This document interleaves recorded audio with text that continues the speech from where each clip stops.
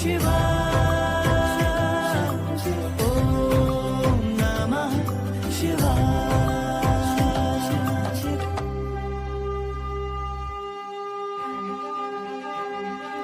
Finally আমরা বিকাল 5টার মধ্যে পৌঁছে গেছি।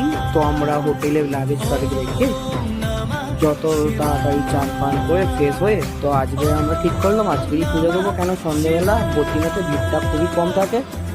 তো সকালবেলা পুজো দিতে গেলে প্রচুর ভিড় হয়, কেন সকালবেলা আমি তারপর দিন যখন বেরোই তখন দেখলাম প্রচুর লাইন। আমরা সন্ধ্যেবেলা পূজা দেওয়ার চেষ্টা করলাম, পূজা দিয়ে আমরা দিয়েছি।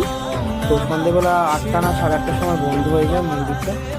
তো আমরা বদ্রীনাথে মন্দিরে যেখানে ওই জ্বালা দিয়া তালা দেখতে যায়, জ্বালা তালা নিয়ে আমরা তো মন্দিরের লাইনে আমরা দাঁড়িয়ে পড়লাম। এখানে যে তোমাদের পাসটা আছে বদ্রীনাথের পাস থেকে